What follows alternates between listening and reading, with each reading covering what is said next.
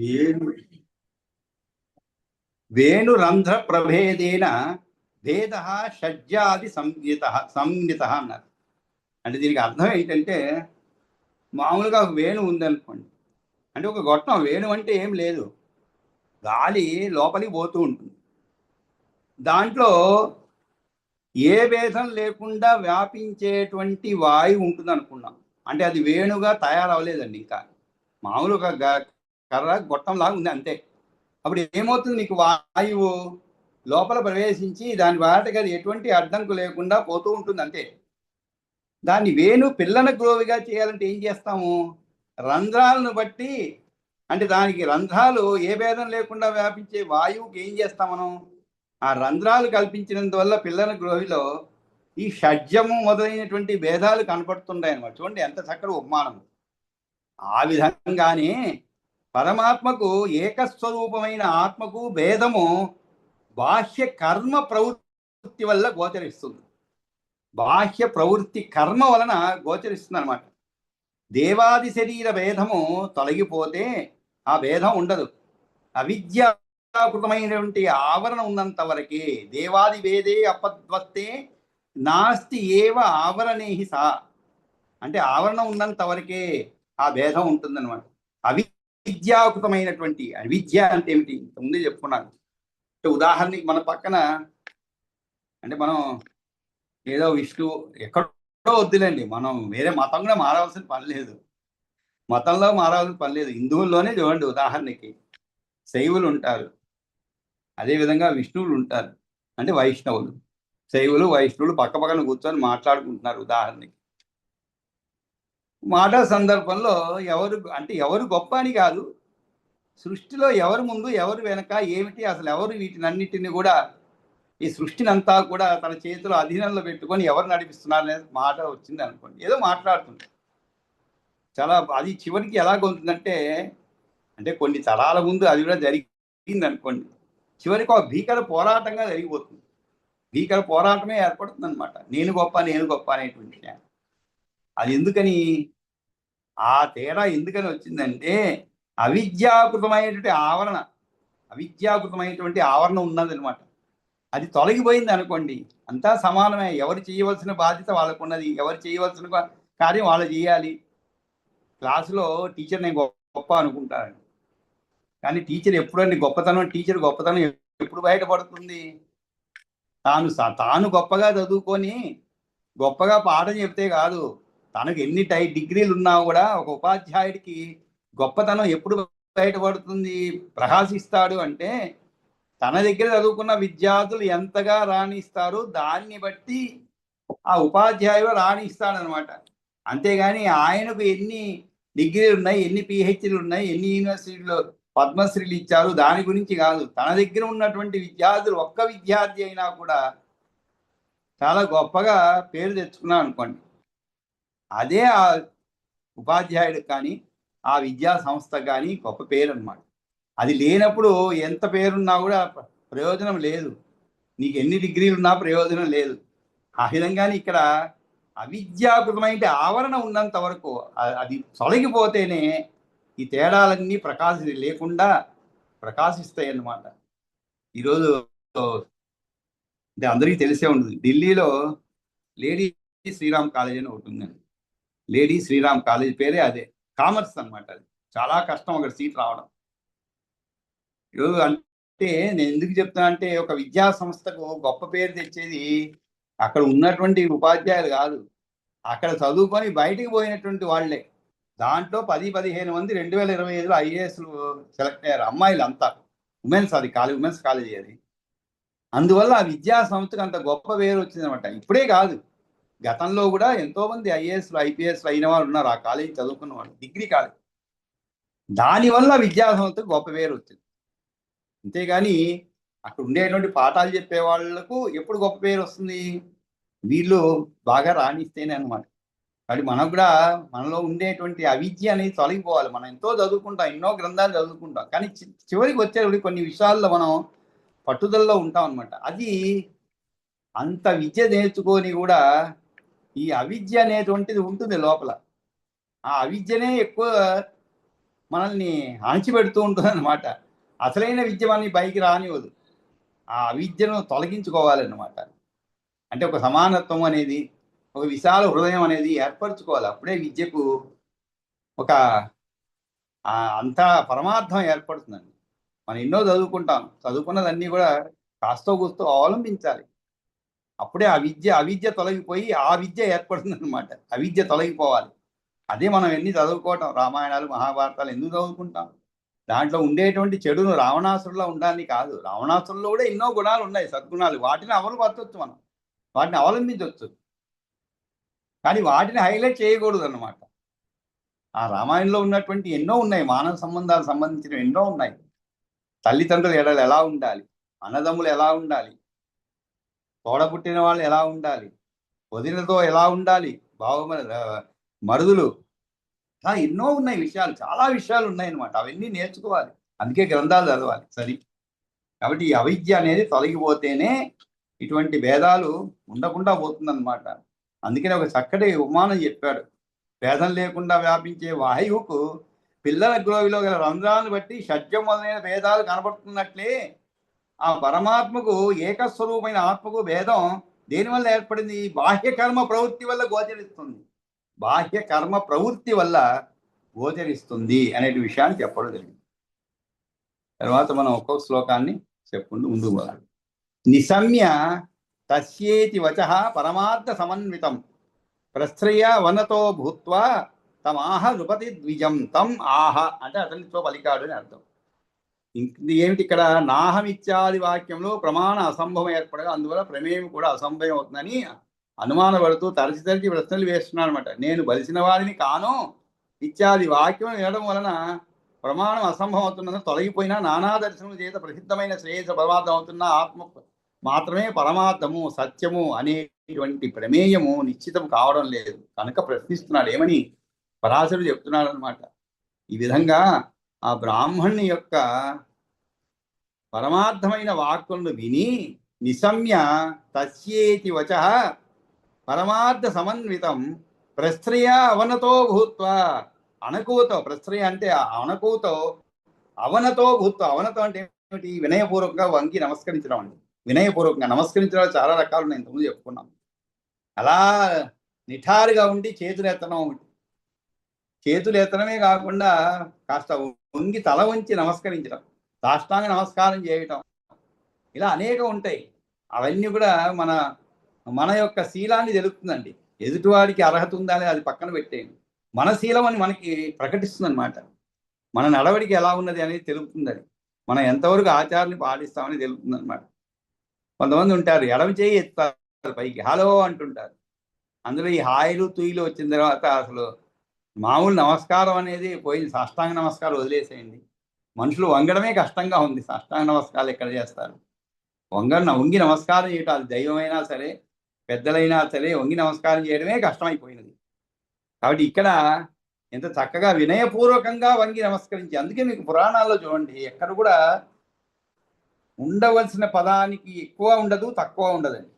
ఆ పదం అక్కడ ఉండవలసిందే. ఇప్పుడు చూడండి, మామూలుగా వంగి నమస్కరించాలని చెప్పొచ్చు, కానీ దాంట్లో కూడా వినయపూర్వకంగా వంగి నమస్కరించి ఆ దీనితో ఇలా అన్నాడు, వినయపూర్వకంగా అన్నమాట. కాబట్టి నిశమ్యతస్యేది వచ పరమార్థ సమన్వితం ప్రస్త్రియ అవనతో భూత్వా తమాహ నృపతి ద్విజం. యమని భగవన్ యత్వయా ప్రోక్తం పరమార్థమయం వచ శృతే తస్మిన్ భ్రమంతీవ మనసోమం వృత్తయ. భగవత్స్వరూపుడైన బ్రాహ్మణోత్తమ భగవన్, నీవు చెప్పినటువంటి భగవంతుడా, మీరు తెలిపిన పరమార్థమైన మాటలు విన్నాక నీవు పరమార్థంతో కూడుకున్న జ్ఞానబోధ చేశావు కదా. పరమార్థమయం వచః యత్ త్వయా ప్రోక్తం, యత్ త్వయా ప్రోక్తం, ఏదైతే నాకు చెప్పావో, పలికావో ఆ మాటలు ఎలా ఉన్నాయి? పరమార్థంతో కూడుకున్న జ్ఞానబోధ చేశావు కదా. అది వినేసరికి నా మనస్సు, నా అంతఃకరణ ప్రవృత్తులు భ్రమపడుతున్నట్టున్నాయి అన్నమాట. శృతే తస్మిన్ భ్రమంతీవ మనసో మమ వృత్తయ. అంటే నా అంతఃకరణ ప్రవృత్తులు భ్రమపడుతున్నట్టున్నాయి. అంటే ఏమిటి? తల తిరిగిపోతుంది అంటుంటాం కదా, అలాగే అంటే ఆలోచనలు అన్నీ కూడా భ్రమను పొందుతున్నట్టు దిక్కుతోచకుండా అవుతున్నవి అనేటువంటిది. అంటే ఈయన ఊహించలేదు. ముఖ్య కారణం అదే అన్నమాట. ఇతని నుండి ఈ విధమైనటువంటి తత్వం ఆయన ఊహించి ఉండాలన్నమాట.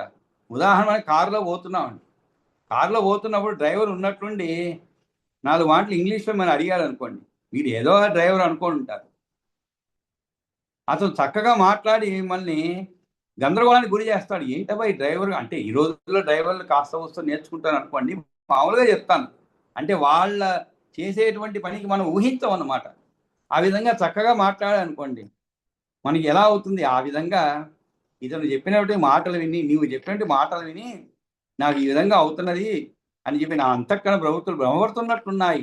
ఏతత్ వివేక విజ్ఞానం, ఏతత్ వివేక విజ్ఞానం యద్ అశేషేషు జంతుషు భవతా దర్శితం విప్ర తత్ పరం ప్రకృతేర్మహత్ నాహం వహామి శిబికాం శిబికానమై స్థిత శరీరమన్యదస్మత్తో ఏనేయం శిబికాదృత గుణ ప్రవృత్యా భూతానాం ప్రవృత్తి కర్మచోదిత ప్రవర్తంతే గుణాహ్యేతే కిం మమేతి త్వయా ఉదితం ఏతస్మిన్ పరమార్థజ్ఞ మమ శ్రోత్రవదం గతే మనో విహ్వలతామేది పరమార్థాధిగతాం గతం. అంటే మీ మనోప్రవృత్తులు భ్రమను పొందుతున్నా అనడానికి నేను ఏ రకమైన సందేహవచనాలను పలికినాను అన్నట్లయితే చెప్తున్నాడు. ఏమని? మీరు చూపించినటువంటి వివేకవంతమైన ఏ విజ్ఞానం ఉన్నదో అది ప్రకృతి కంటే అధికుడు మహానుభావుడు మహా బ్రహ్మను కళ్ళకు కట్టినట్టు చూపెడుతున్నది అనమాట. నాహం వహామి, అది కూడా ఏమిటి? ఏతద్ వివేక విజ్ఞానం యద్ అశేషేషు జంతుషు, అశేషేషు అంటే ఏమిటి? సకల ప్రాణుల్లోనూ నీవు దర్శించి చెప్పిన వివేక విజ్ఞానం ఏదైతే ఉందో భవతా దర్శితం విప్ర, భవతా దర్శితం అంటే ఏమిటి? నీవు ఏదైతే చూచావో, నేను ఊరికే చెప్పడం లేదండి, చూచినే చెప్తున్నాడు. అంటే తాను అనుభవించినే చెప్తున్నాడు అనమాట. ఏది కూడా అనుభవించి చెప్పడంలోనే గొప్పతనం ఉందండి. అంతేకాదు, మనం ఏదైనా మంచి మాట చెప్తున్నామంటే కాస్త కూస్తో మనం అనుభవించి చెప్పాలని. అదే మన పెద్దలు చేసేటువంటి కార్యం. వాళ్ళు అనుభవించి చెప్పినవే మనకి అన్నీ కూడా, అనుభవంలో లేనివి ఏవి చెప్పరు మనకి. దాంట్లోనే గొప్పతనం ఉంది అనమాట. ఏదో పుస్తక జ్ఞానం కాదు, మనం దాన్ని ఆచరించి అనుభవించి చెప్తే అది ఇంకా గట్టిగా మనసుకు హత్తునేలా చెప్పుకోగలుగుతాం. అంతేకాదు, ఆథెంటిక్ అంటాం మనం. అంటే ఏమిటి? ఏదైనా ఒక విషయం చెప్పారనుకోండి, ఒక ఇంద్రియ నిగ్రహం ఎలా పాటించాలి ఏమిటని నేను పెద్ద ఉపన్యాసం ఇస్తున్నాను ఉదాహరణకి. అయిపోయిన తర్వాత ఇంటికి పోగానే వెంటనే అడుగుతాను, ఏమి ఈరోజు ఏమైనా సాంబార్ చేసావా, కాస్త వంకాయ అంటారు, అంటే ఆనియన్ వేస్ట్ చేసావా అని అడుగుతాం అనుకోండి. అంటే అక్కడేమో పురాణం చెప్పేటప్పుడేమో అది తినకూడదు, తామసం, అది రజోగుణము చాలా చెడు చేస్తుందని చెప్పి ఇంటికి రాగానే అడిగి చెయ్యలేదనుకోండి, తీవ్ర నిరాశ గురవుతాం. అడగటంలో తప్పలేదు, మరి మీ ఇంద్రియ నిగ్రహం ఎక్కడ పోయింది? అదే మీరు ఇక్కడ కూడా అదే ప్రవర్తించి చెప్తున్నారు అనుకోండి, ఇంకా మీరు గంటాపదంగా చెప్పొచ్చు అనమాట. ఎందుకంటే మీరు ఆచరిస్తున్నారు దాన్ని. చాలామంది చెప్తుంటారు పిల్లలకి, పాపం ఉపనయనం అవగానే రే సంధ్యావందనం చేయరా రోజు అంటుంటారు తల్లిదండ్రులు, తండ్రి ముఖ్యంగా. లేదు, తల్లి కూడా చెప్తూ ఉంటుంది. కానీ ఆ పిల్లవాడి తండ్రి ఏ రోజు చేసి ఉండడు. అంటే అబ్బాయికి తెలుసు ఆ విషయం, కానీ నేరుగా అడగకపోయినా కూడా నాన్న నన్నేం గట్టిగా అడగలేడులే అనే ధైర్యం వాడి మనసులో ఉంటుంది.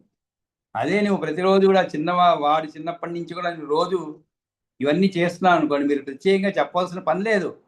ఇదే అని కాదు, ఏది కూడా మన ప్రవర్తన బట్టే మన పిల్లలు మనల్ని ఎంతగా అవలంబిస్తారు, మనల్ని ఎంతగా ఆచరిస్తారు అనేది దాన్ని బట్టి ఆధారపడి ఉంటుందండి. అంతే. మామూలుగా డాక్టర్లు చెప్తుంటారు, చేతిలో సిగరెట్ ఉంటుంది, స్మోకింగ్ ఇంజూరియస్ టు హెల్త్ అంటారు పేషెంట్కి. వాడి చేతిలో వెలుగుతూనే ఉంటుంది 24 గంటలు, పేషెంట్ చూసేటప్పుడు వెలుగుతూ ఉంటుంది. అలాంటప్పుడు అంటే పేషెంట్ చెప్తాడు, కానీ పేషెంట్ అనుకుంటాడు పోన్లే మన మంచిగా చెప్పాడు కానీ గౌరవం తక్కువే ఉంటుంది. ఇదేంది వాడు తాగుతున్నాడు మనం తాగొద్దు అంటున్నాడు, అన్ని అనుభవించిన తర్వాత మనం వద్దంటున్నాడే, ఇలా ఉంటుంది మన ఆలోచన. కాబట్టి ఏది కూడా అనుభవించి దర్శించి చెప్పిన వివేక విజ్ఞానం ఏదైతే ఉందో భవతా దర్శనం విప్ర తత్పరం ప్రకృతేర్ మహాద్, అది ప్రకృతి కన్నా కూడా విలక్షణమైన మహోన్నతమైనటువంటి పరబ్రహ్మము. అంటే ఏమిటి ఈ విషయము? అన్నిలోనూ సమానమైనటువంటి భావన కలిగి ఉండటము, అందరిలోనూ కూడా ఉండేటువంటి పరమాత్మ ఒకటే అయినప్పుడు నీవు నేను అనేటువంటిది ఏమున్నది? ఇతరుని అగౌరవపరిచేందుకు ఎలా సందర్భం ఉన్నది? ఇతరులు ఎందుకు నీలో ఉన్నటువంటి పరమాత్మే, నీలో ఉన్నటువంటి ఆత్మే వేరే వాళ్ళలో ఉన్నది అనేటువంటి విషయాన్ని మనం గుర్తించినప్పుడు మనం గొప్ప వాడు తక్కువ అనేటువంటి ఆలోచన రానే రాదు. కాకపోతే మనం చేసేటువంటి చేసేటువంటి వృత్తుల్లో కొన్ని అలాంటి సందర్భాలు ఉంటాయి. వాటిని మనం అవలంబించవలసి ఉంటుంది ఖచ్చితంగా. సమానత్వం అక్కడ పాటించలేము. మీరు ఒక బ్రాంచి ఒక శాఖకు మేనేజర్ అనుకోండి, మరి కింది వాళ్ళని మీతో సమానంగా చూడలేరు. వాళ్ళ స్థాయిని బట్టి చూడవలసి వస్తుంటుంది. అది తప్పులేదు, వాడి స్థాయి అది కాబట్టి అది అలాగే చూడాలి. అందుకని చెప్పి వాడి స్థాయికి తగ్గినట్లుగా చూడలేము.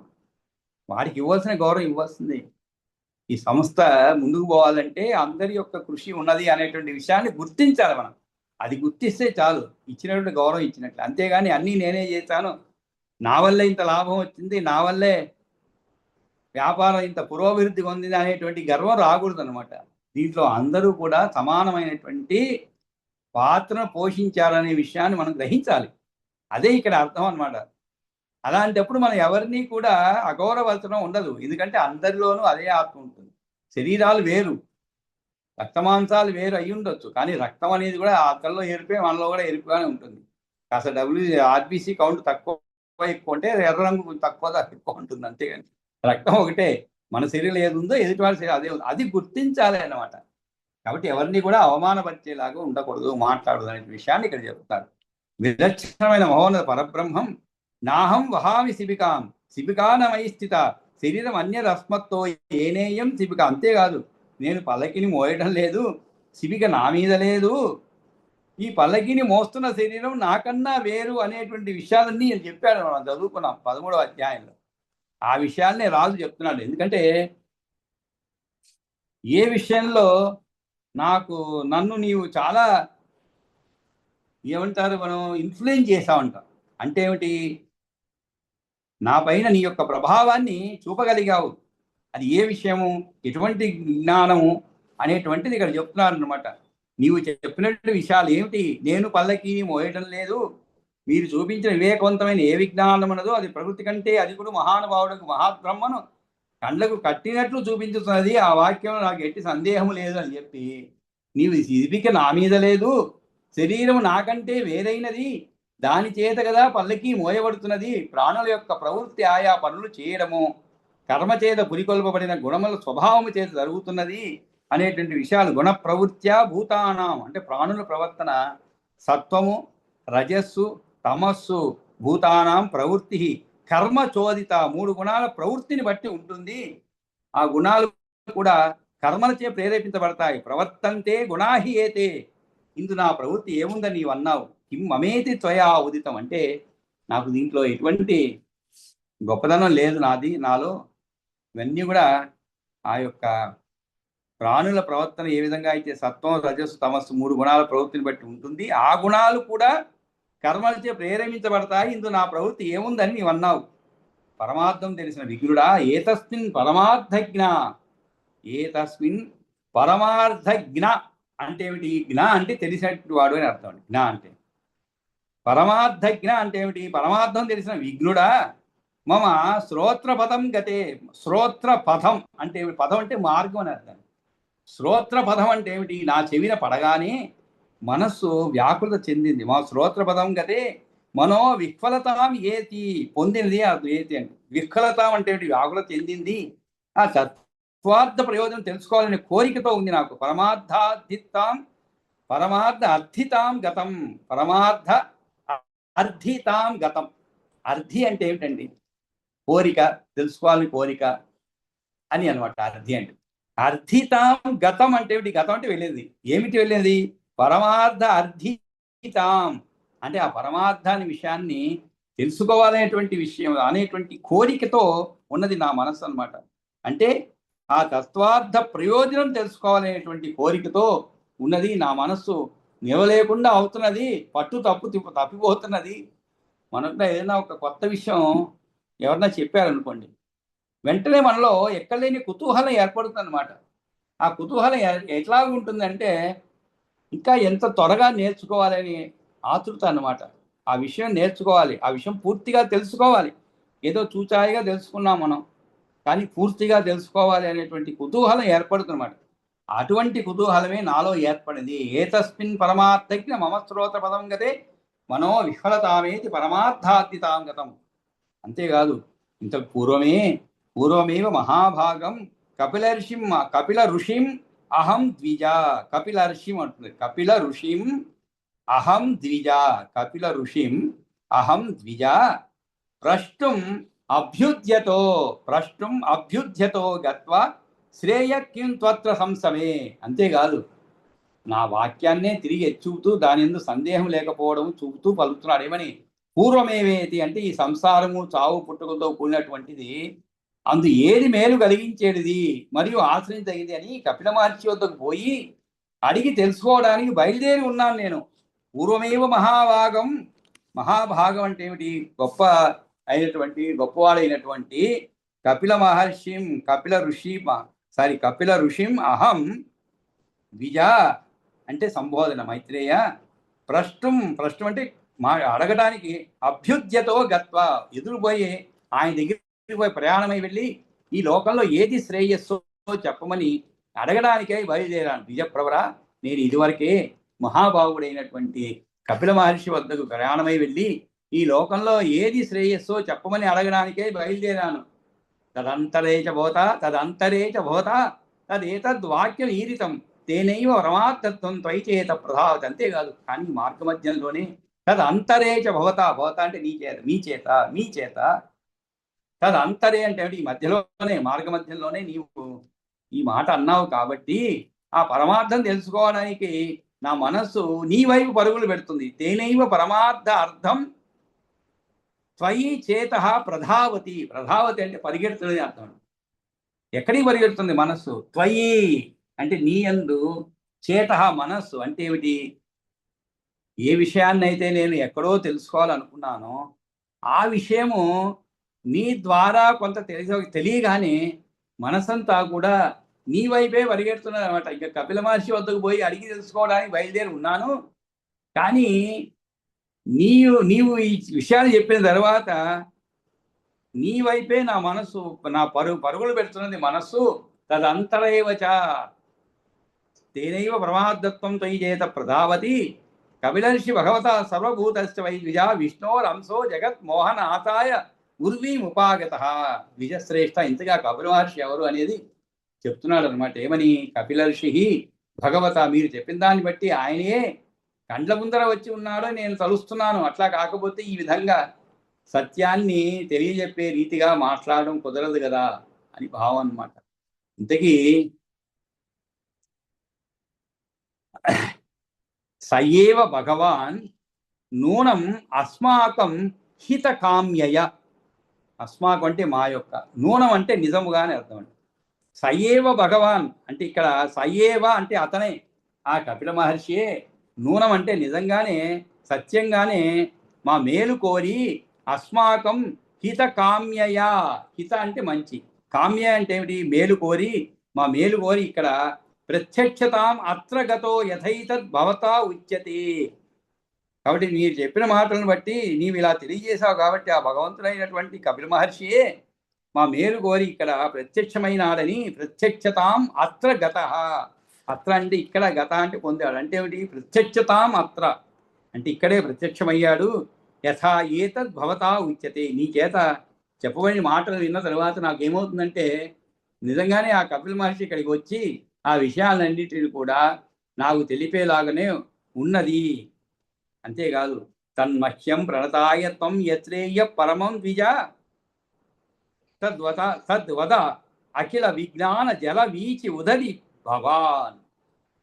చాలా పెద్ద సమాసం అండి. తత్ మహ్యం ప్రణతాయత్వం, ద్విజోత్తమ నేను నీకు వంగి నమస్కరిస్తున్నా. ప్రణతాయత్వం యశ్రేయ పరమం ద్విజ, పరమ శ్రేయస్సు ఏదో, యత్ శ్రేయ ఏది పరమశ్రేయస్సు అనేది నీవు చెప్పు. పరమం ద్విజ, నీవు ఎటువంటి వాడవు? తత్ వద అఖిల విజ్ఞాన జల వీచి ఉదధి భవాన్. ఉదధి భవాన్, ఉదధి అంటే సముద్రం అండి, భవాన్ అంటే తమరు. మీరు ఒక పెద్ద సముద్రం వంటి వాడవు. అఖిల విజ్ఞాన, ఏ సముద్రం అది? అఖిల విజ్ఞాన జల వీచి. వీచి అంటే తరంగాలని. అఖిల విజ్ఞాన అంటే ఏమిటి? నీవు అఖండ విజ్ఞానం అనేటువంటి జల వీచి అంటే జల తరంగాలకు సముద్రం వంటి వాడవు అని అడిగాడు అనమాట. అంటే అర్థం ఏమిటి? మామూలుగా మనం అంటుంటాం, ఎవరైనా చాలా విషయాలు ఈ రోజుల్లో పోయిందండి అవన్నీ. ఎందుకంటే పూర్వకాలం ఎలా ఉండేదంటే ఒక 20 సంవత్సరాల ముందు ఈ గూగుల్ ఇవన్నీ రాకముందు ఎవరైనా కాస్త విషయాలు తెలిసిన వాళ్ళు ఉంటే ఈజ్ ఎ లివింగ్ ఎన్సైక్లోపీడియా అనేవాళ్ళం. ఎన్సైక్లోపీడియా అంటే ఏమిటి?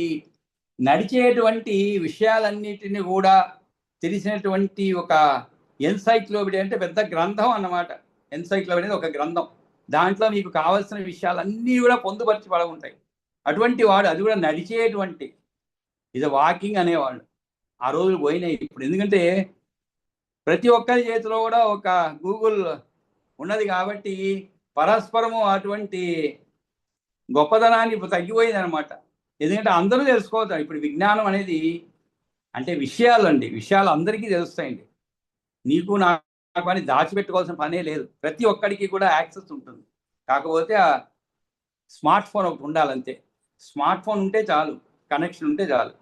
ఇంకా మొత్తం ప్రపంచం అందరి చేతుల్లో ఉన్నట్లే లెక్క, నీ అరచేతిలో ఉన్నట్లే లెక్క. ఏది కూడా ఎవరిని అడగాల్సిన పని లేదు. ఒక గురువు దగ్గర పోయి ఇది అది అడగాల్సిన పని లేదు. గురువు చెప్పినదే మళ్ళా మనం సరిగా చెప్తున్నా లేదా గురువు ఏదన్నా తప్పు చెప్తున్నాడో చూసుకోవాల్సిన సౌకర్యం కూడా ఉంది ఇప్పుడు. మళ్ళీ మరుసటిలో వచ్చే గురువు గారు మీరు తప్పు చెప్పారని ధైర్యంగా చెప్పగలుగుతా ఉన్నాం. అలాంటి పరిస్థితులు ఇప్పుడు. ఆ రోజుల్లో గురువు ఏది చెప్తే అది నమ్మేవాళ్ళు శిష్యులు. గురువులు కూడా చెప్పేదానికి ముందు 10 సార్లు ఆలోచించి అది నిజమా కాదా తెలుసుకొని రూఢిగా, అంతేగాని ఈ రోజుల్లాగా ఏ మెసేజ్ వచ్చినా కూడా ఫార్వర్డ్ చేయడం లేదు. ఈరోజు అదొకటి ఉంది. ఏదైనా రానియండి, చూసినా చూడకపోయినా ఒక 10 మందికి పెట్టేస్తే సరిపోతుంది. ఇంకా కింద రాస్తారు received forwarded as it is. అంటే ఏమిటి? దీంట్లో నా ప్రమేయం లేదు, నేను చదవడం లేదు, ఎలా వచ్చిందో అలా పంపుతున్నాను, నా బాధ్యత లేదు అనే విధంగా. పంపేది ఎందుకు? చదివి మంచి చెడు తెలుసుకొని పంపాలి కదా.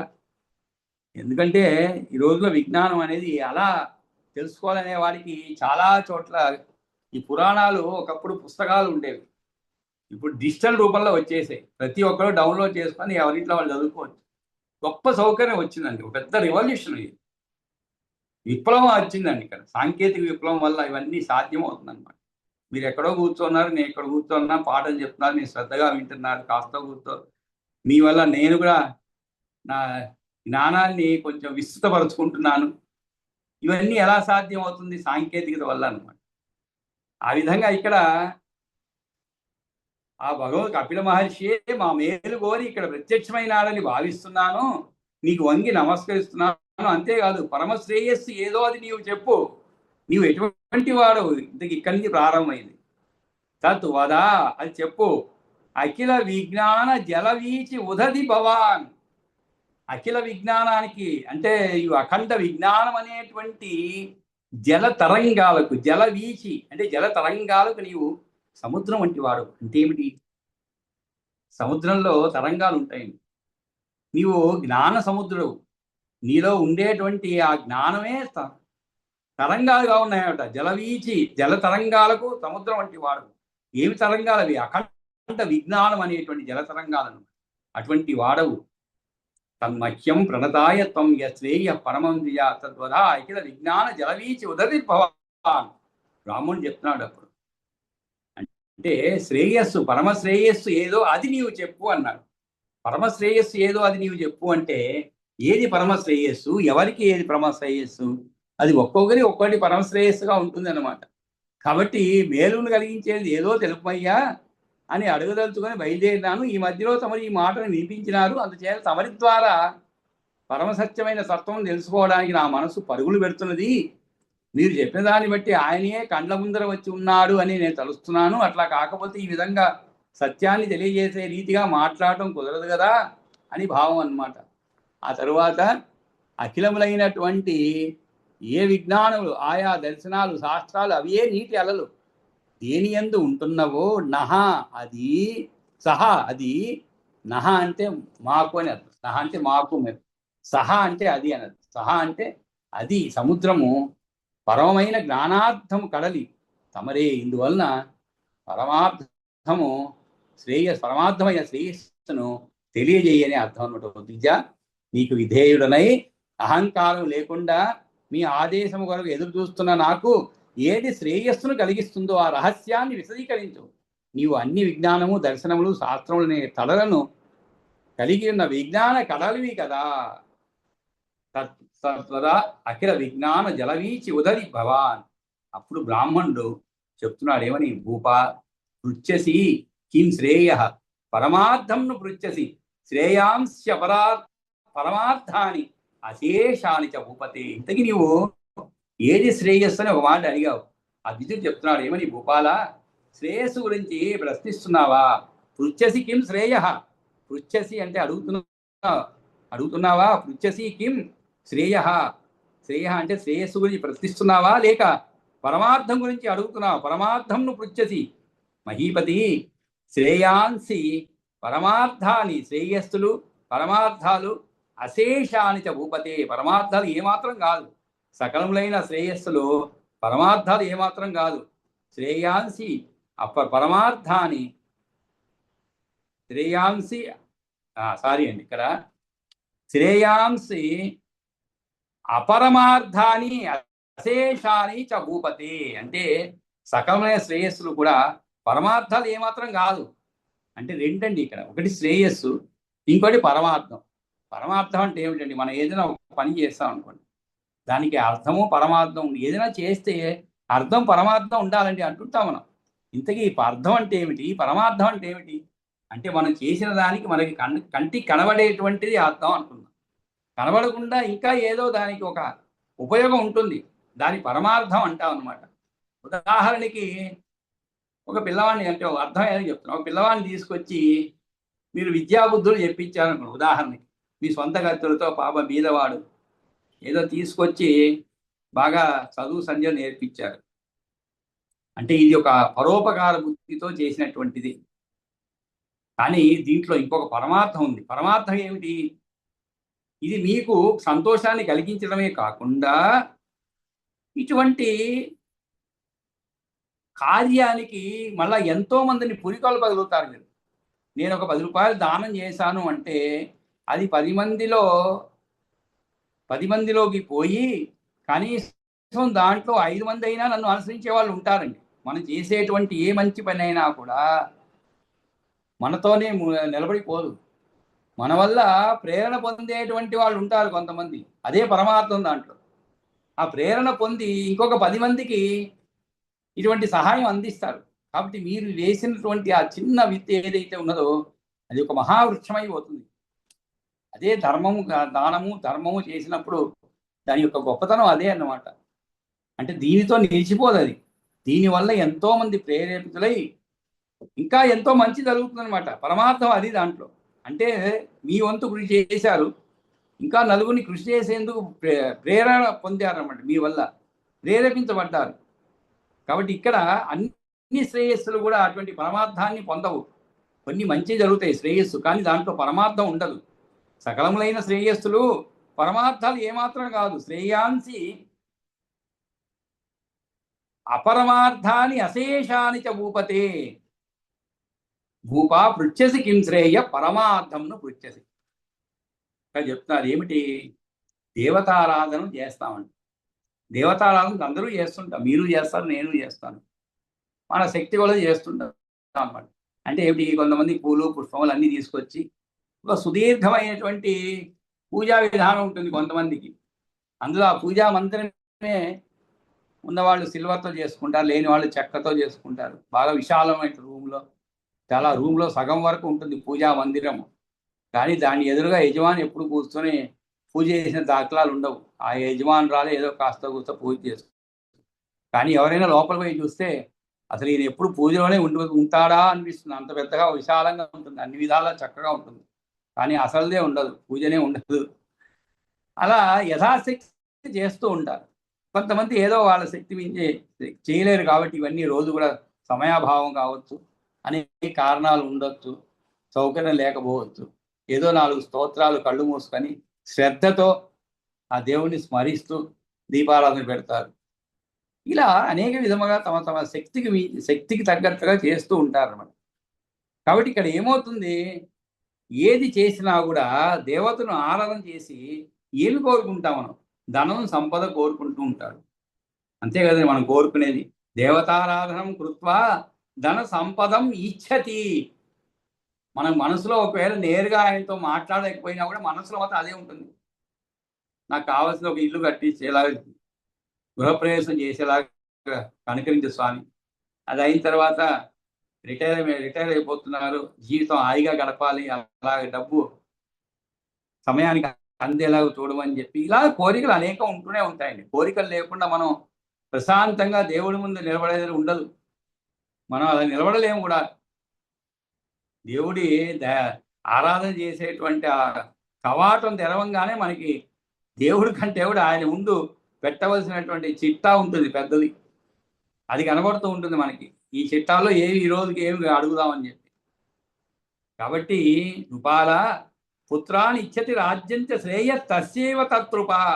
మరి అలాంటి వారికి పుత్రులను రాజ్యాన్ని కాంక్షిస్తూ ఉంటాడు. ఆ ఆరాధన చేసే వారికి అదే శ్రేయస్సు. శ్రేయస్సు అంటే అదే కదా అతనికి. నువ్వు ఏదైతే కోరుకుంటావో నీ యొక్క ఆరాధన చేసి అదే అతనికి శ్రేయస్సు అన్నమాట. కాబట్టి దేవతారాధనం కృత్వా ధన సంపదం ఇచ్చతి పుత్రాన్ని ఇచ్చతి రాజ్యంచ శ్రేయ తస్యైవ తత్రూప. కాబట్టి ఆ రాజుకి అదే కావాల్సింది అన్నమాట.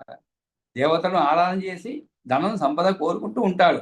మరి ఆయనకి అదే శ్రేయస్సు, వేరేది శ్రేయస్సు కాదన్నమాట. కర్మ యజ్ఞాత్మకం శ్రేయ.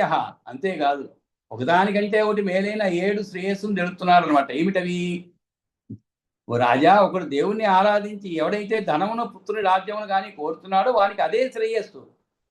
ఫలమునందు కోరిక లేకున్నప్పుడు, అది నాకు కావాలని తలుచుకోనప్పుడు ఆ యజ్ఞం మొదలు కర్మ ప్రధానం ముఖ్యము శ్రేయస్సును కలిగించుతుంది. అంటే ఏమిటి? అదే కర్మ నాకు ఈ ఫలితం ఇవ్వాలని సంకల్పం చేసినట్లయితే మాత్రము యజ్ఞాది కర్మల చేసి సంపాదించుకోబడే స్వర్గమునకు పోవటం వంటివి శ్రేయస్కరములు అని అర్థం అన్నమాట. అంటే యజ్ఞాది కర్మ శ్రేయస్సు, మరియు కర్మ యజ్ఞాతకం శ్రేయ, యజ్ఞాత్మకం శ్రేయ స్వర్లోక ఫలదాయిచ. స్వర్లోకం అంటే స్వర్గం అండి. స్వర్గలోక ఫల రూపమైనటువంటి శ్రేయస్సుని ఇస్తుంది. శ్రేయ ప్రధానంచ ఫలే తదేవ అనవిసంహితే. యజ్ఞకర్మ శ్రేయస్సే, కానీ ప్రధానమైన శ్రేయస్సు మాత్రము ఫలమునందు ఏ కాంక్ష లేనిదే. ఏ కాంక్ష లేకుండా మనం ఏ పని చేయగలుగుతామండి? చేయలేము. ఏ పని చేసినా కూడా ఒక కాంక్ష ఉంటుంది, అంతర్లీనంగానే ఉంటుంది, బాహ్యంగా చెప్పకపోయింది. కానీ అటువంటిది లేకుండా చేసినటువంటి యజ్ఞ కర్మ ప్రధానమైన శ్రేయస్సు మాత్రం ఫలమునందు ఏ కాంక్ష లేనిదే. ఏ కాంక్ష లేనిదే. ఇంకా కూడా అనేక విషయాలు రాజుకు చెప్పడం జరుగుతుంది. కాబట్టి మనకి సమయాభావం వల్ల మిగిలిన విషయాలు మనం రేపు చదువుకున్నాం 15వ శ్లోకం నుంచి. ఈరోజుకి మంగళం పాడుకుందాం. స్వస్తి ప్రజాభ్య పరిపాలయంతాం న్యాయేన మార్గేణ మహీమహీషా గోబ్రాహ్మణేభ్య శుభమస్తు నిత్యం. లోకా సమస్తాద్వినో భవంతు. కాళే వర్షవజ్జన్న పృథివీ సర్గసారిణీ దేశోయం శోభరహితో బ్రాహ్మణా సంతు నిర్భయ. అపుత్ర పుత్రిణ సంతు పుత్రిణ సంతు పౌత్రిణ ధనా సంతు జీవంతు చిరదాచతం. కాయేన వాచా మనసేంద్రియైర్వా బుద్ధ్యాత్మనా వా కృతే స్వభావాత్ కరోమి యజ్ఞ సకలం పరస్మై నారాయణ సమర్పయామి. యదచ్చవదభ్రష్టం మాత్రాహీనం తద్భవేత్ తత్సర్వం క్షమ్యతాం దేవనారాయణ నమోస్తే. విసర్గ బిందు మాత్రాని పదవాదాక్షరాణి చ న్యూనాని చ అతిరిక్తాని క్షమస్వ మహేశ్వర. కాబట్టి మనం ఇంతటితో